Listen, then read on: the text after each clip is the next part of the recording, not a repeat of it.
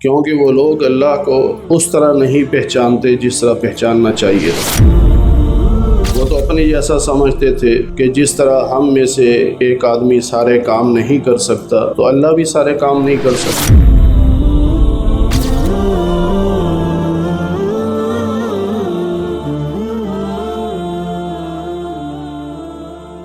اعوذ باللہ من الشیطان الرجیم بسم اللہ الرحمن الرحیم ومن آیاته ان خلقکم من تراب ثم اذا انتم بشر تنتشرون۔ صدق اللہ العظیم۔ اللهم صل على محمد وعلى آل محمد كما صليت على إبراهيم وعلى آل إبراهيم إنك حميد مجيد۔ اللهم بارك على محمد وعلى آل محمد كما باركت على إبراهيم وعلى آل إبراهيم إنك حميد مجيد۔ 21ویں پارے کا چھٹا رکوع سورہ روم کی آیت نمبر 20 سے درس کا آغاز ہو رہا ہے۔ سورہ روم کے آغاز میں روم اور فارس کی لڑائی کا ذکر ہے کہ جس میں روم شکست کھا گئے اور فارس والے وہ جیت گئے۔ پھر اللہ تعالیٰ نے خوشخبری سنائی کہ چند سالوں میں روم والے جیت جائیں گے اور فارس والے شکست کھائیں گے۔ اس پر مکہ کے مشرک کہتے تھے کہ یہ کیسے ہو سکتا، وہ اسے ممکن نہیں سمجھ رہے تھے۔ یہاں اللہ تعالیٰ نے اپنی قدرت کی نشانیاں بیان فرمائی تاکہ بات سمجھنا آسان ہو جائے، کیونکہ وہ لوگ اللہ کو اس طرح نہیں پہچانتے جس طرح پہچاننا چاہیے تھا۔ وہ تو اپنے جیسا سمجھتے تھے کہ جس طرح ہم میں سے ایک آدمی سارے کام نہیں کر سکتا تو اللہ بھی سارے کام نہیں کر سکتا۔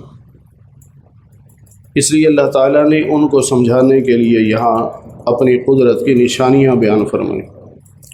وَمِنْ آیَاتِهِ أَنْ خَلَقَكُم مِّن تُرَابٍ، اللہ کی قدرت کی نشانیوں میں سے ایک نشانی یہ ہے کہ اس نے تمہیں مٹی سے بنایا۔ یہ قدرت کی نشانی ہے اللہ کی۔ کوئی ایسا نہیں کر سکتا کہ مٹی سے انسان بنائے، یہ صرف اللہ کی قدرت ہے۔ ثم اذا انتم بشر، پھر تم دیکھو کہ تم انسان بنے اور دنیا بھر میں پھیلے ہوئے ہو۔ پہلی بات تو یہ ہے کہ کوئی انسان بنا نہیں سکتا اور پھر ساری کائنات میں پھیلائے، یہ ہو نہیں سکتا۔ یہ صرف اللہ کی شان ہے، اللہ کی قدرت ہے کہ آپ دیکھیں کہ اس وقت بھی 8 ارب سے زیادہ انسان دنیا میں ہیں۔ یہ اللہ کی طاقت ہے، اللہ کی قدرت ہے۔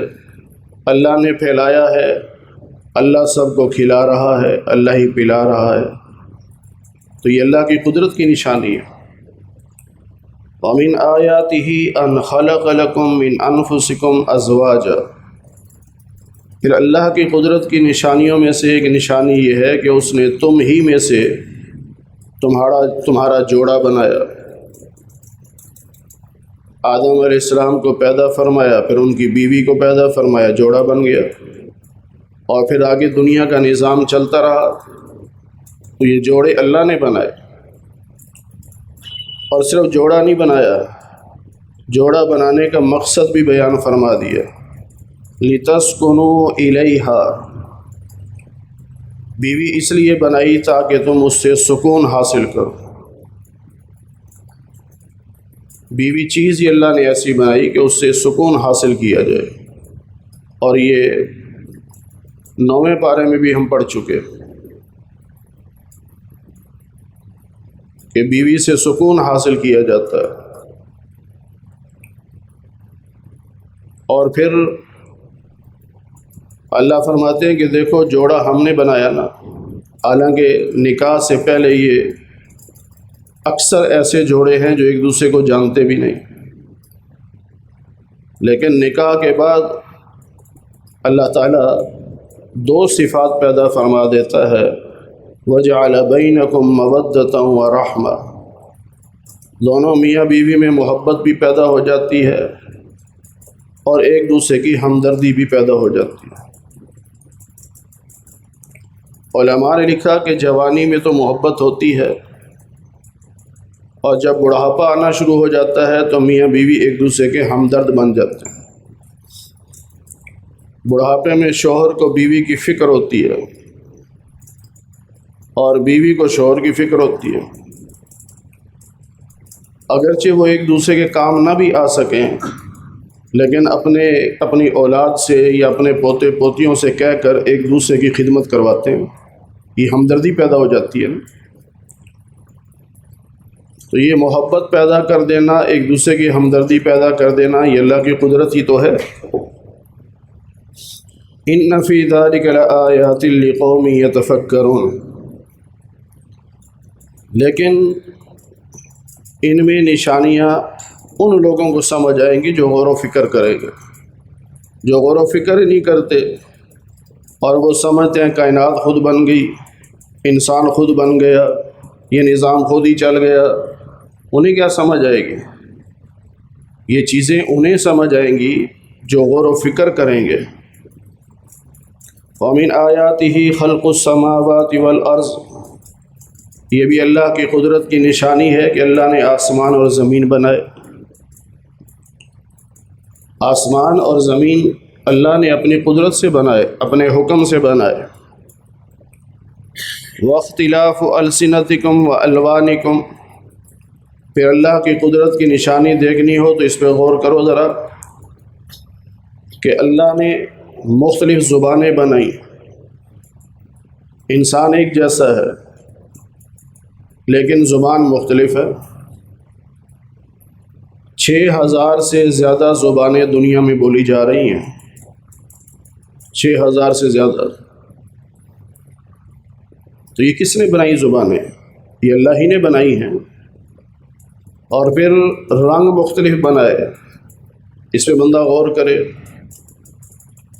پہلے تو زبانوں پہ غور کرے کہ یہ زبان ہماری ہلتی ہے، الفاظ بنتے ہیں اور سامنے والا مطلب سمجھتا ہے۔ یہی زبان ہل رہی ہے، ہمیں مطلب سمجھ نہیں آ رہا۔ یہی زبان اوپر نیچے ہو رہی ہے نا۔ اب میں بول رہا ہوں، آپ سمجھ رہے ہیں۔ اب یہاں کوئی انگریز آ کے انگریزی بولنا شروع کر دے، زبان تو یہی ہے، منہ بھی یہی ہے، دانت بھی یہی ہیں، اس کی زبان بھی حرکت کر رہی ہے، الفاظ نکلنے کے ہمیں سمجھ نہیں آ رہے، وہ اور زبان ہے۔ تو یہ مختلف زبانیں، یہ اللہ کی قدرت۔ پھر مختلف رنگ، کوئی سفید رنگ، کوئی کالے رنگ کے، کوئی گندمی رنگ کے، یہ اللہ کی قدرت ہے۔ اللہ نے مختلف رنگوں کے انسان بنائے۔ ان فی ذلک لآیات للعالمین، ان چیزوں میں اگر کوئی غور کرے گا کہ آسمان و زمین کیسے بنے اور اللہ نے مختلف زبانیں دی، مختلف رنگ دیے، تو یہ علم والے کو سمجھ آئے گی۔ جاہل نے کیا سمجھنا؟ جس کے پاس علم ہوگا وہ سمجھے گا کہ یہ اللہ کی قدرت کی نشانیاں ہیں۔ وَمِنْ آیَاتِهِ مَنَامُكُمْ بِاللَّيْلِ وَالنَّهَارِ، رات اور دن کو تم سوتے ہو، تمہیں نیند آتی ہے، یہ بھی تو اللہ کی قدرت کی نشانیوں میں سے ایک نشانی ہے۔ ہر ایک کو تو نیند نہیں آتی۔ کتنے لوگ ہیں وہ چاہتے ہیں کہ نیند آئے لیکن نہیں آتی۔ اور یہ اللہ کی قدرت ہے کہ انسان کو نیند آئی، وہ سو گیا، اور جب اٹھا تو بالکل تازہ دم، ساری تھکاوٹ دور۔ رات کو تھکاوٹ دور کرنے کی چیز اللہ نے بنایا، اور رات کو سونے کی نعمت یہ اللہ نے عطا فرمائی۔ دن میں بھی انسان سو جاتے ہیں، رات میں بھی سوتے ہیں۔ وَابْتِغَاؤُكُم مِّن فَضْلِهِ، اور اللہ کا رزق تم تلاش کرتے ہو، یہ بھی تو اللہ کی قدرت ہے کہ رزق دینے والی ذات اللہ کی، تلاش تمہارے ذمہ لگا دیا کہ محنت کرو۔ اب وہ محنت کرتے ہیں لیکن رزق تو اللہ دیتا ہے نا۔ محنت کے بل بوتے پہ رزق نہیں ملتا، رزق اللہ کے حکم سے ملتا ہے۔ تو ان پہ انسان غور کرے، خاص طور پر وہ جو ان باتوں کو سنے گا، توجہ سے بات کو سنے گا اسے اللہ کی قدرت سمجھ میں آئے گی۔ جو سنتا ہی نہیں، پرواہ ہی نہیں کرتا، اسے یہ باتیں کہاں سمجھ آئیں گی۔ یہاں سے ایک مسئلہ اور علماء نے لکھا کہ رزق کو تلاش کرنے کے لیے اسباب کا اختیار کرنا یہ توکل کے خلاف نہیں ہے، زہد کے خلاف نہیں ہے۔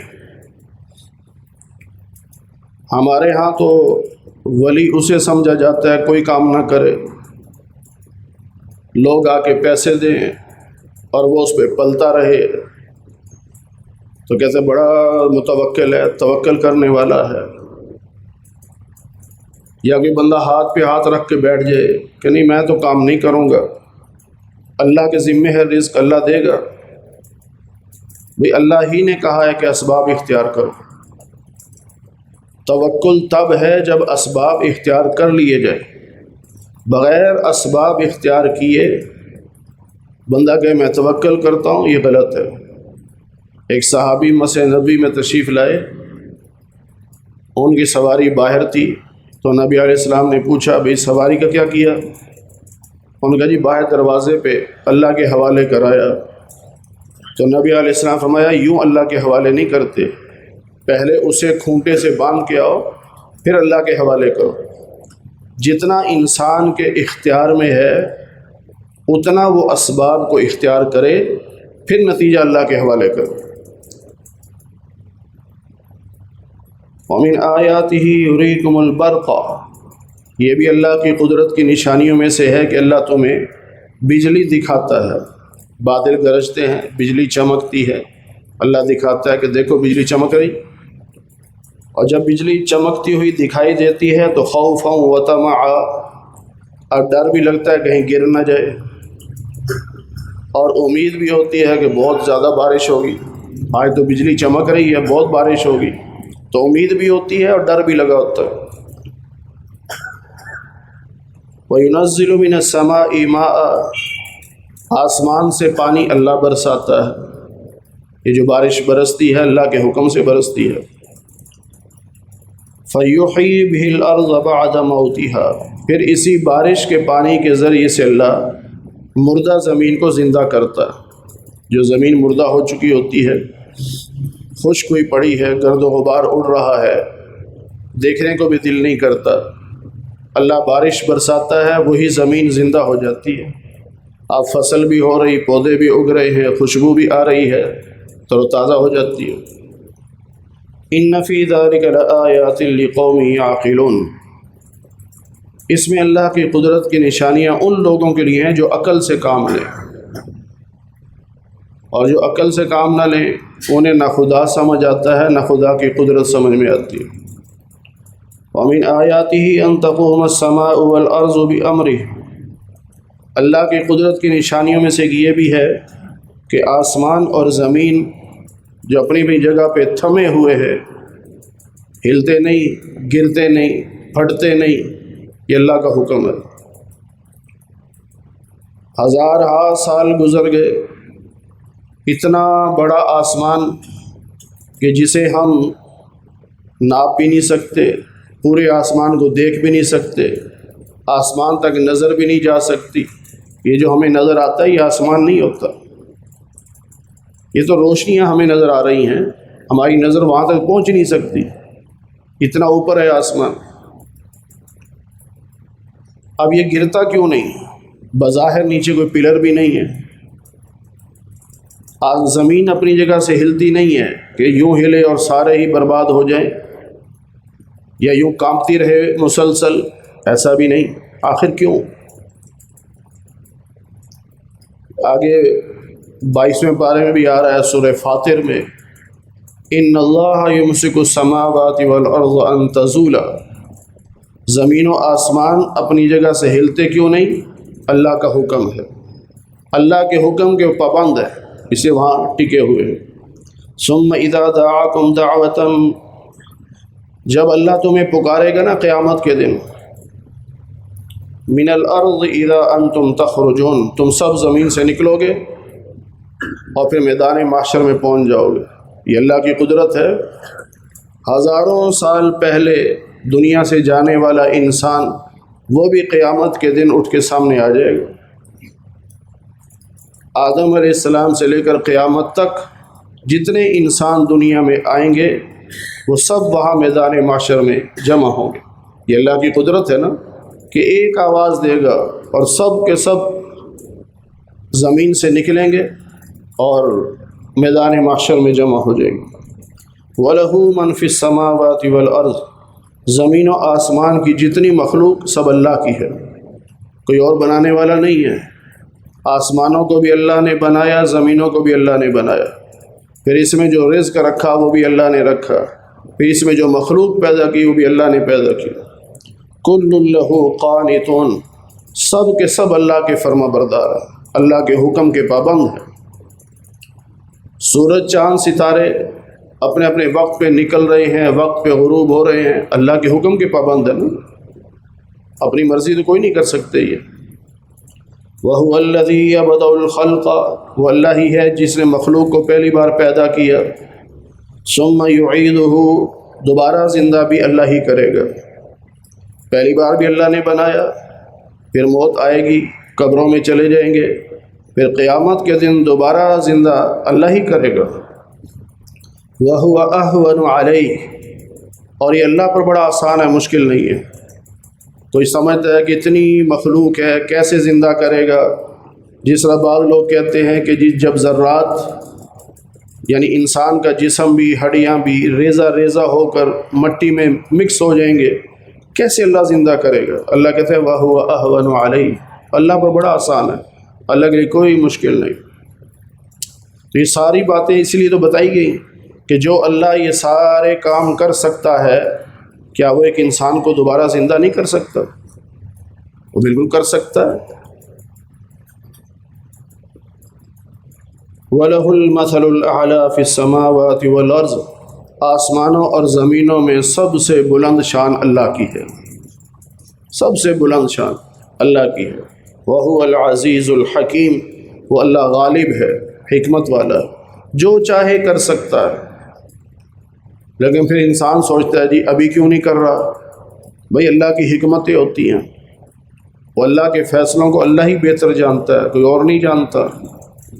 اللہ کو پتہ ہے کہ میں نے کس وقت کون سی طاقت کا مظاہرہ کرنا ہے، کون سا حکم دینا ہے، کب کیا کرنا ہے۔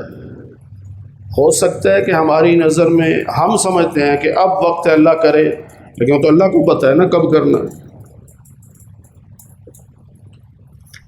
ضرب لکم مثلا من انفسکم، اللہ ایک مثال دیتے ہیں تم میں سے، یہ مشرکین مکہ کو سمجھایا جا رہا ہے، جو بھی دنیا کے مشرک ہے سب کو، اور ہمیں بھی سمجھنا چاہیے۔ اللہ ایک مثال دے رہے ہیں اور کہتے ہیں تم ہی میں سے ہے مثال، کوئی اوپری مثال نہیں کہ تمہاری سمجھ میں نہ آئے۔ وہ کیا ہے؟ هل لکم مما ملکت ایمانکم من شرکاء، کہ تمہارے جو غلام، آج کل تو غلام نہیں ہے، آج کل نوکر سمجھ لیں، ملازم سمجھ لیں، نوکر یا ملازم جو تمہارے ہیں، کیا تم اس بات کو پسند کرتے ہو کہ وہ تمہارے رزق میں، دولت میں تمہارے برابر ہو جائے؟ تم ان کو اتنا دے دو کہ وہ تمہارے برابر ہو جائے، اور پھر تم ان سے ایسے ڈرو جیسے آپس میں پارٹنر ایک دوسرے سے ڈرتے ہیں۔ کبھی بھی کوئی انسان بھی برداشت نہیں کرتا کہ میرا نوکر میرے برابر آ جائے،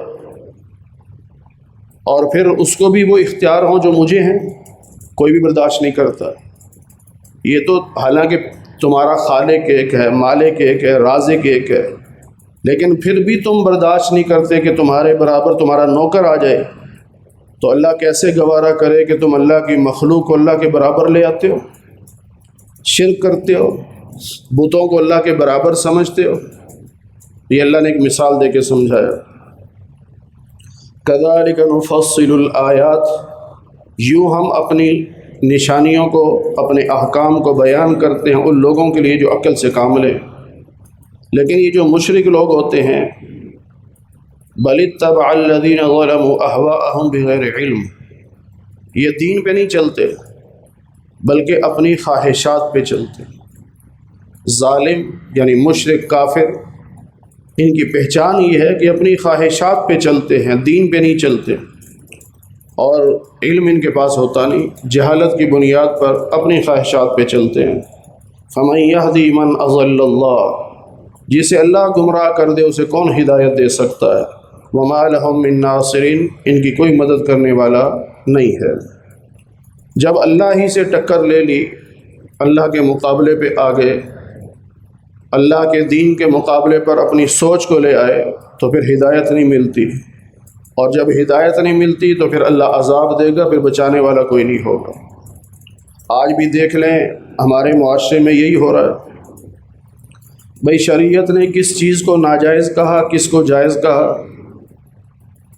اس کی فکر نہیں کرتے، بلکہ کیا کہتے ہیں، اپنے عقل کے مطابق، اپنی خواہشات کے مطابق۔ بھی منع تو نہیں کیا نا، کوئی بات پوچھو کہتے شریعت منع تو نہیں ہے نا، ہر چیز کو منع کرتے تو پھر پتہ چلتا کہ ہاں یہ چیز منع ہے۔